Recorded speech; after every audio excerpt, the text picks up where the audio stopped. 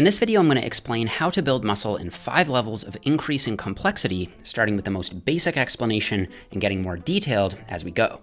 Now, in preparing this video, I consulted with a number of different experts, including a professor in muscle metabolism, an industry leader in the field of biomechanics, and an active researcher in the field of strength and conditioning. I'm also a pro-natural bodybuilder myself, and I've been studying the science behind getting jacked for over a decade while coaching people from around the globe. And just for fun, I'd like you to comment below which level you got to before you started zoning out or getting lost.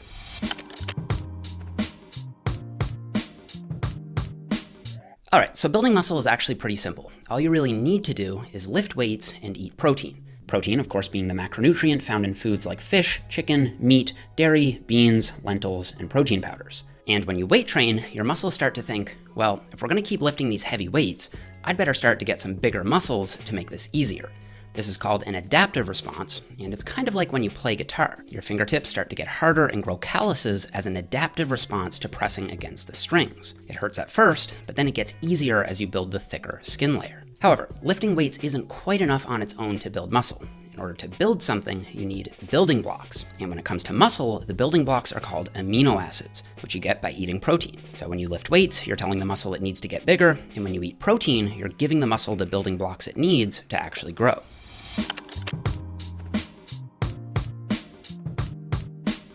So in reality, it's probably not quite good enough to just lift weights and eat protein to get really solid results. For example, if you're lifting the exact same weight for the exact same reps 2 years from now that you lifted today, that probably won't be good enough to keep the muscle growing. Sure, you'll see some decent growth at the beginning because you've never lifted any weight before, but soon enough, that weight will no longer be challenging enough to present a sufficient stimulus for your muscle to continue growing. This is why we need to expand the lift weights part to lift weights with an emphasis on progressive overload. Now, the technical definition of progressive overload is the gradual increase of stress on the muscles during weight training. But we can simply think of it as just increasing some training parameter over time. So from workout to workout, you want to add a little bit of weight or add an extra rep using the same weight. For example, let's say you're trying to grow your biceps. Rather than doing 3 sets of 10 reps with the same weight week after week and month after month, it'd be much more effective to do 3 sets of 10 reps in week 1, 3 sets of 11 in week 2, 3 sets of 12 in week 3, and then in week 4, you can go back to 10 reps again, but this time add a little more weight. Now, at a certain point, you may not be able to increase the weight or reps each and every time, and that's okay. There are still other ways to apply progressive overload, such as by adding an extra set with the same reps and the same weight, or even by doing something as simple as controlling the negative a little better, or feeling a stronger mind-muscle connection, where you more consciously feel the muscle squeezing and stretching as you lift, or swapping out for a new exercise and starting that overloading process again. Also, on the nutrition side, we can do quite a bit better than just saying, eat protein.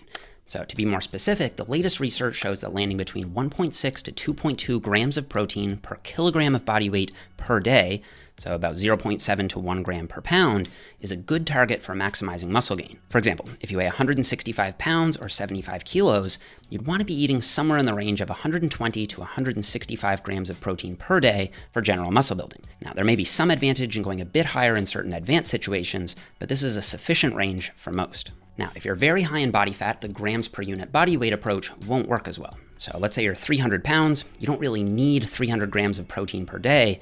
So in that case, I simply prefer to use 1 gram of protein per centimeter in height because it works independently of body fat percentage. So let's say you're 5'9", or about 175 centimeters tall, 175 grams of protein would be plenty for you. It's not a perfect system, but it'll get you in the right ballpark. And while there is some evidence to suggest that spacing your protein across 3 to 5 meals throughout the day might be more ideal, if that suggestion holds true, it's certainly much less important than simply hitting a daily protein target. In fact, contrary to common belief, training is a much more powerful contributor to muscle growth than diet, and by quite a long shot. So while it is true that a caloric surplus will drive muscle growth more effectively, and dietary manipulations like protein timing can have some impact, I'm going to focus the remaining levels on maximizing the muscle response through resistance training.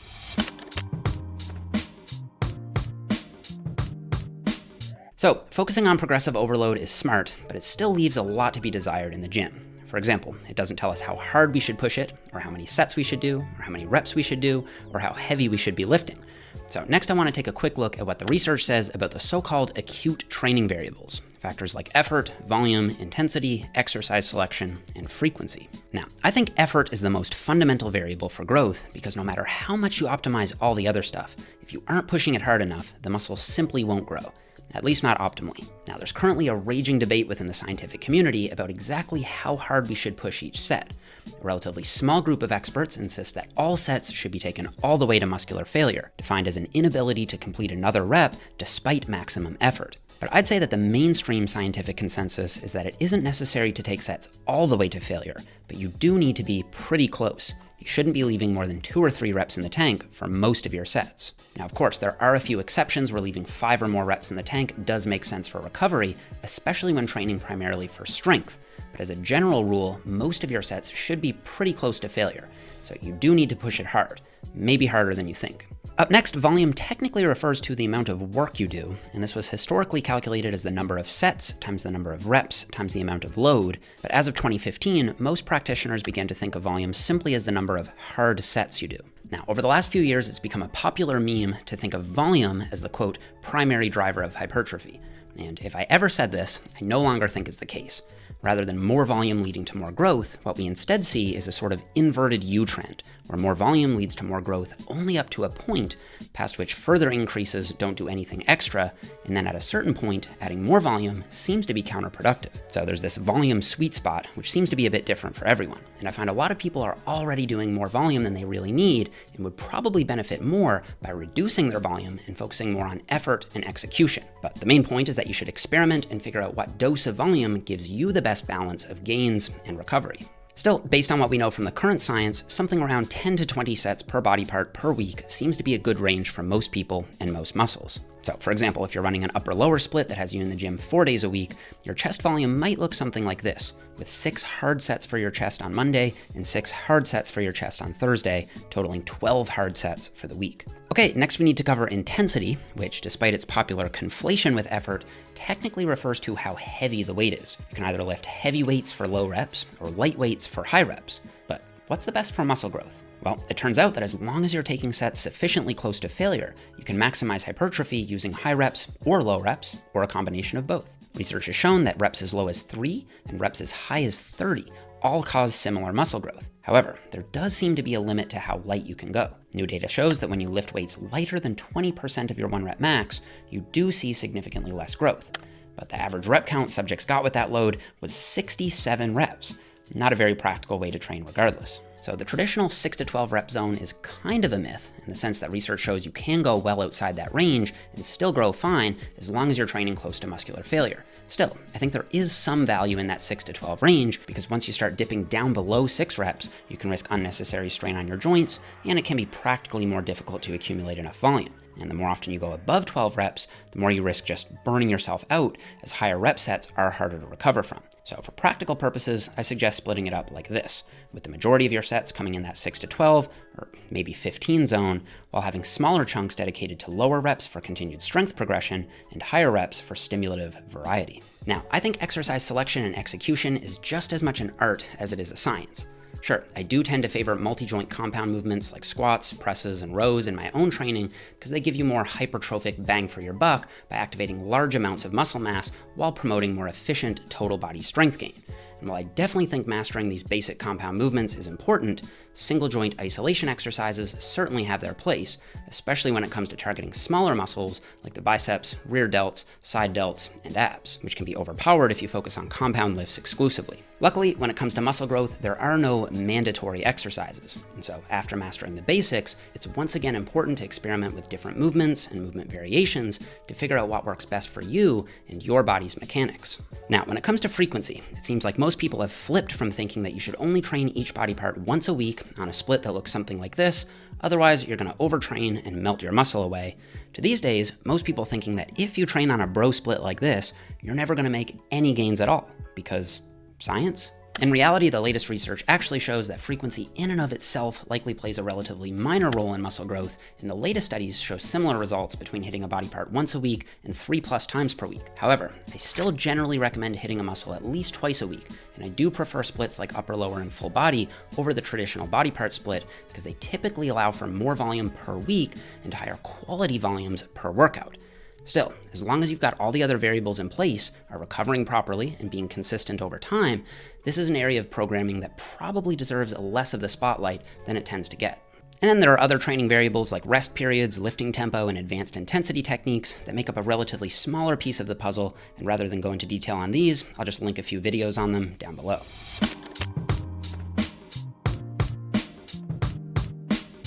Okay, so with progressive overload and the main acute training variables in mind, at this point I'd like to get a bit more granular and take a closer look at what's actually driving muscle growth physiologically. So in 2010, Dr. Brad Schoenfeld published a landmark paper with over 500 citations that introduced the three-factor model of muscle hypertrophy. This model proposed that there are three main things driving muscle growth: mechanical tension, muscle damage, and metabolic stress. Now, the very short version is that mechanical tension is the type of force that tries to stretch a muscle fiber. One way to visualize this is like a tug of war. As each side pulls, tension is generated in the rope. So you can think of it like not only are the people pulling on the rope, but the rope is also pulling back on the people. It's similar in the muscle, where tension is passively created when the muscle is stretched, and tension is actively created during contraction when actin molecules are pulled by myosin heads. And as of now, tension remains absolutely undisputed as the primary driver of hypertrophy within the scientific community at large.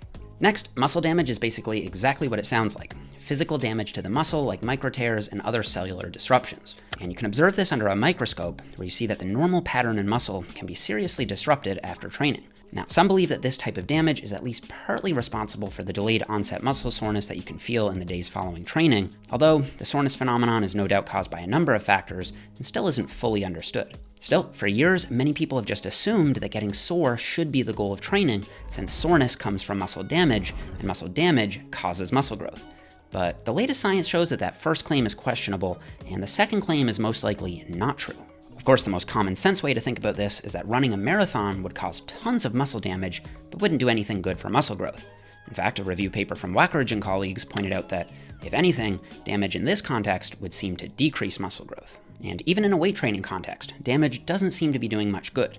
The study from Damas and colleagues argued that damage doesn't even correlate with hypertrophy over the long run. As shown in the figure here, early on in a training program, you see a huge amount of damage. This could be why you get so sore when starting a new routine. And while there is an associated early spike in muscle protein synthesis, the vast majority of that synthesis is directed toward repairing damaged muscle tissue rather than building new muscle tissue from scratch. And it's only after that damage decreases that muscle protein synthesis is directed toward new muscle hypertrophy. And while folks playing devil's advocate could argue, well, studies show that eccentric training causes more muscle damage, and studies also show that eccentric training causes more muscle growth, I would simply respond that correlation doesn't imply causation, and it seems more likely to me that the extra growth that you see from eccentric overloading could simply be coming from the fact that you can simply overload the muscle more heavily during an eccentric contraction, causing more tension in the muscle. Now, I should say that if we're being really honest, we don't actually understand muscle damage all that well. Even the methods of simply measuring muscle damage have been contested by prominent researchers. So the bottom line is that any theory that uses muscle damage to explain muscle growth is speculative at best and unfeasible at worst. But what about metabolic stress? Well, metabolic stress refers to the accumulation of metabolites like lactate and hydrogen ions and the muscle hypoxia that often follows weight training. And it's often associated with the massive skin-tearing pumps that you get from high-rep workouts. So if muscle damage and its ensuing soreness is unlikely to be driving muscle growth, surely the pump and its associated metabolic stress must be doing something. I mean, even Arnold seemed to recognize this. The greatest feeling you can get in a gym, or the most satisfying feeling you can get in the gym, is the pump. Your muscles get a really tight feeling, like your skin is going to explode any minute. It's really tight. It's like somebody blowing air into your muscle. It just blows up, and it feels different. It feels fantastic. And while the pump does feel good and certainly can make training more enjoyable, and perhaps even provide some feedback that you're actually hitting the muscle that you're trying to target, it most likely isn't driving hypertrophy, because there are just too many examples of where the relationship between metabolic stress and muscle growth breaks down. Shorter rest periods cause more metabolic stress, but significantly less muscle growth than longer rest periods. Note that there's a footnote in the description box about this. Partial range of motion causes more metabolic stress, but often less muscle growth than full range of motion. Training all the way to failure causes more metabolic stress, but at best results in equal muscle growth to stopping a few reps shy of failure. And blood flow restriction training causes tons of metabolic stress, but doesn't enhance hypertrophy on its own, and doesn't even work in conjunction with training unless the training methods are highly suboptimal. And even in this case, it still seems to point back to tension. When I spoke with one of the authors of this popular blood flow restriction study, he pointed out that any benefit seems to be tension related. Would you argue that the impact of BFR essentially leads back to just creating more tension in the muscle? Like, do you think it still goes back to tension? Yeah, it's like, it's just BFR it's like cheating 20 reps extra in a sense. Right. It's the same effect, it just happens earlier. So consensus is converging on tension, and perhaps tension alone, as being the primary driver of muscle growth. And so it should be the primary goal of our training to maximize tension above anything else. So how do we do that? Well, the practical application is actually quite simple. We need to apply progressive tension increases to the muscle itself. This means we need to lift with good, consistent technique while using the acute training variables and progressive overload to push the level of intramuscular tension up over time. Also paying attention to things like the mind-muscle connection, at least on certain exercises, and eccentric control should also help, as those aspects of lifting have been shown to increase intramuscular tension.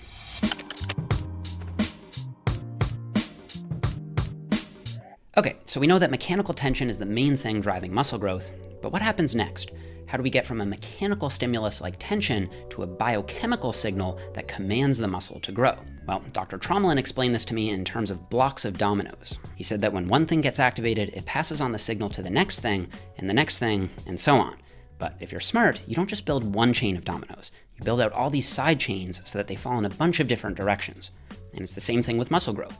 There isn't just one pathway with one outcome, but rather many different interconnected pathways with many different downstream effects. So with that in mind, let's start at the top. All right, so we lift a weight heavy enough that it creates active mechanical tension within the muscle. This is called the stimulus. The stimulus is sensed by mechanosensors, which sort of feel that the muscle is being pulled into tension and pass that signal on. Now, based on the latest research, it isn't perfectly clear exactly which molecules are doing this sensing, but the top candidates include costomeres, which are collections of proteins that sit in the muscle fiber membrane and are responsible for holding muscle fibers together and transferring force between muscle fibers during contraction. There's also titin, which, as a fun fact, is actually the largest protein we've ever discovered in humans, and because it runs parallel to the muscle fiber itself, could theoretically be responsible for sensing mechanical changes like stretching, but probably only at long muscle lengths. And then there's filamins, which bind to the famous actin proteins that slide during contraction, making them a really good candidate for sensing tension. And for the record, I read through the latest paper on all this sensing stuff from 2018, and I'll just say, this area of research is not well understood yet. To quote the authors directly, conclusively identifying major hypertrophy stimuli and their sensors is one of the big remaining questions in exercise physiology. Still, we can paint the rest of the picture with a broad brush for now.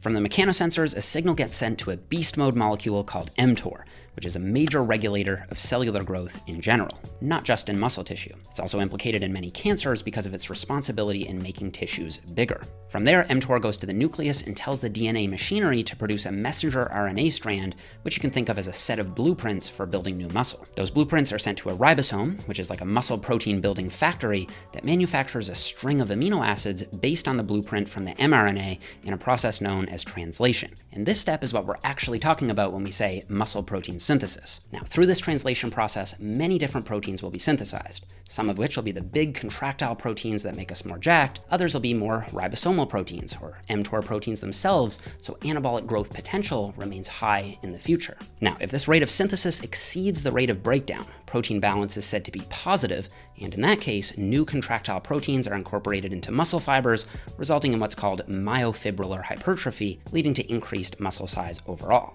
But all of that is really just one string of dominoes. There's also this other path that's triggered by amino acids in the protein we eat. In this case, amino acids are transported inside the cell, and the amino acid leucine also activates mTOR. Now, for the record, we seem to need about 3 grams of leucine to stimulate mTOR, which can be found in about 20 to 25 grams of high-quality protein, although some research has shown greater anabolic responses with higher protein doses. So it may be possible to crank mTOR activity higher with more leucine, but regardless, it's important to realize that the stimulative impact of leucine is much shorter than the stimulative impact of weight training. And so for maximum mTOR stimulation, you need both training and leucine, with leucine essentially complementing the stimulative effects of weightlifting. Then the other 8 essential amino acids, there's 9 in total when you include leucine, make their way to the ribosome, where they're used as the fundamental building blocks for creating new muscle. Now, another pathway that I'll briefly mention is that of testosterone. Now, even though modifying testosterone within the natural range plays a relatively minor role in muscle growth, when you inject high-dose testosterone, the hormone crosses the muscle cell membrane and either binds to an androgen receptor directly or is converted to DHT, which then binds to the androgen receptor, and then that complex enters the nucleus and tells the DNA to start cranking out more blueprints, turning up that muscle protein synthetic process even more. Now, if I were actually discussing muscle growth with an expert, there are a lot of other things I'd want to discuss.